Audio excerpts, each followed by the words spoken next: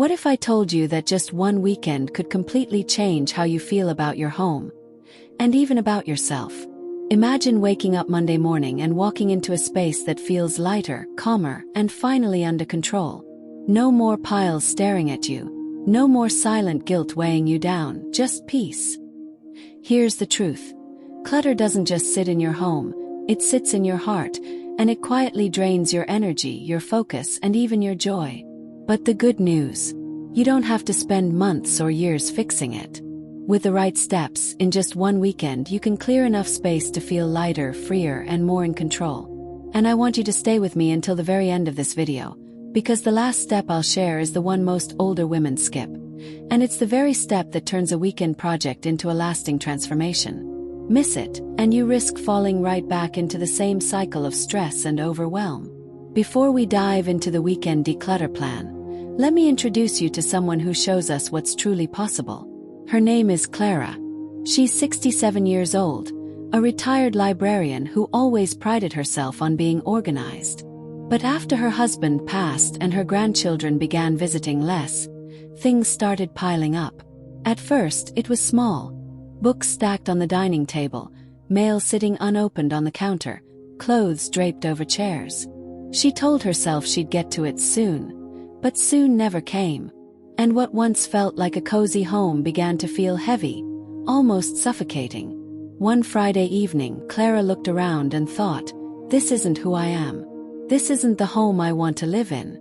That weekend she made a choice: to start small, to stay focused, and to give herself just 2 days of attention and care. By Sunday night, her living room looked brighter, her kitchen surfaces were clear, and for the first time in years, she went to bed without that nagging weight on her chest. Clara didn't just declutter her house that weekend. She decluttered her spirit. And her story is proof that transformation doesn't have to take forever. It can begin in just one weekend if you know where to start. Clutter isn't just about things lying around. It carries an emotional weight that we often ignore. For older women, every object tells a story. That stack of letters. They remind you of a friend you've lost touch with. The clothes you never wear. They whisper of the woman you used to be. And the broken vase tucked in the corner. It holds memories you can't quite let go of. Psychologists tell us that this emotional attachment is one of the biggest reasons seniors struggle to declutter. We aren't holding on to the item, we're holding on to the memory. But here's the truth. The memory lives in you, not in the object. Clara told me she once held onto a drawer filled with her husband's old ties. Every time she opened it, she felt a pang of grief. But instead of comforting her, the clutter was keeping her stuck in sorrow. When she chose just one tie to keep, framing it as a memory piece, she felt a deep release. The rest she let go, and suddenly that drawer became a space of peace instead of pain. Clutter may look harmless, but emotionally, it can feel like chains holding you back. And until you release it, the weight never truly lifts. That's why this weekend declutter isn't just about tidying up, it's about reclaiming your joy. The first step of the weekend declutter is to start small. Very small. Pick one space you see every day, like your nightstand, the top of your dresser, or the kitchen counter. These little zones may not seem important, but they carry enormous influence over how calm or chaotic your day feels. Clara began with her nightstand. It was piled with books, glasses, medicine bottles, and random papers. Every evening it reminded her of what she hadn't finished. Every morning it greeted her with stress. By spending just 15 minutes clearing it, she transformed the start and end of her day. She kept only a lamp, her glasses, and one journal she used nightly. Suddenly, her nights felt restful and her mornings calmer. Experts call this the quick win effect. When you clear a space that you use every day, the reward is immediate. You see it, you feel it, and your brain gets the message. Progress is possible. That single pocket of peace can fuel the energy to keep going. So this weekend, don't overwhelm yourself. Begin with one small surface, finish it completely, and let the calm it brings motivate your next step. The second step of the weekend declutter is about protecting your safety. At this stage of life, even a simple fall can change everything. That's why experts always urge seniors to focus on clearing the spaces where accidents are most likely to happen. Clutter on the floor, like shoes by the doorway, magazines stacked near chairs, or bags left in hallways, may look harmless, but they create tripping hazards that can steal your independence in an instant. Clara learned this the hard way. One night, she tripped over a box on her way to the bathroom. Thankfully, she wasn't badly hurt, but she told me the fear stayed with her long after the bruise faded. That weekend, she removed all boxes, loose cords, and clutter from her pathways. She cleared her hallways, kept walkways wide, and replaced a wobbly chair she had been meaning to fix. By Sunday evening, she felt freer, not just physically but emotionally.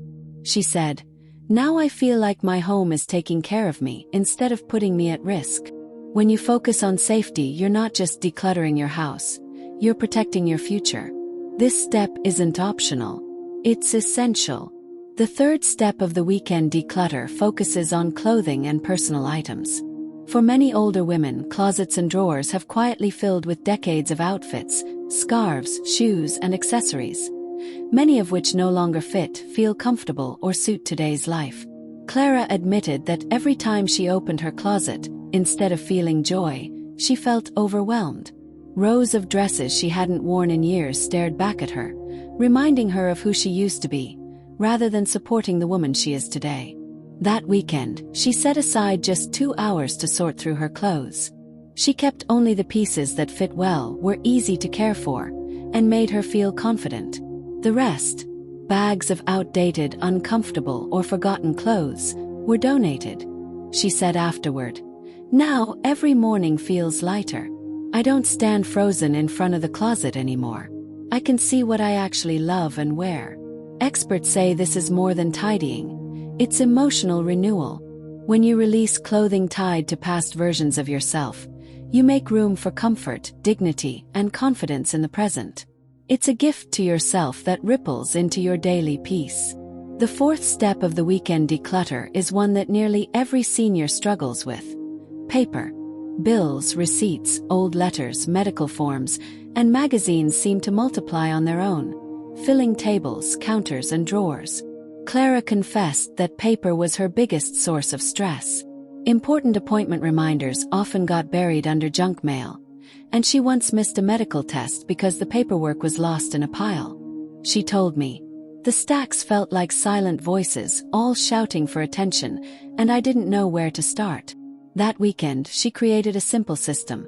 One basket labeled, "To Do," for bills and forms, another labeled, "To Keep," for important documents she would file later. Everything else went straight to recycling or shredding. Within hours, her kitchen counter was clear for the first time in years. Experts agree. Complicated filing systems often fail, but simple habits succeed. By giving paper a clear home, you quiet the mental noise and reduce the risk of forgetting something essential. A tidy surface doesn't just look better, it feels like relief. The fifth and final step of the weekend declutter is also the most emotional: sentimental items. These are the letters, photos, souvenirs, and heirlooms that hold pieces of our hearts. For many seniors, this is where the process becomes the hardest. Clara kept boxes of birthday cards her children had given her over decades. She admitted she rarely looked at them, but she felt guilty even considering letting them go. To her, tossing a card felt like tossing away love. But with patience, she chose a different path. She picked a few of the most meaningful cards and placed them in a small keepsake box. The rest she released. Clara told me, "Now the ones I saved feel special, not lost in a pile." Psychologists say this kind of decluttering isn't about erasing memories. It's about honoring them. When we keep everything, the important pieces get buried.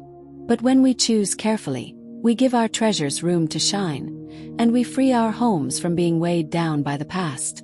This step is not about forgetting. It's about carrying your memories with dignity, while making space for the life you are living today.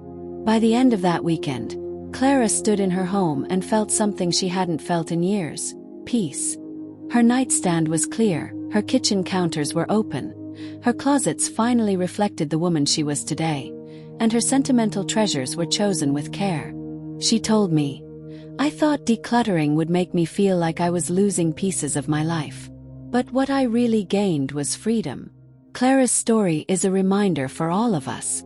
Decluttering isn't about perfection. It's about creating a home that supports you, lifts you, and gives you space to live fully in this moment. When you take these 5 steps in just one weekend, you'll notice the change. Not just in your home, but in your spirit. So here's my encouragement to you. Don't wait for the right time.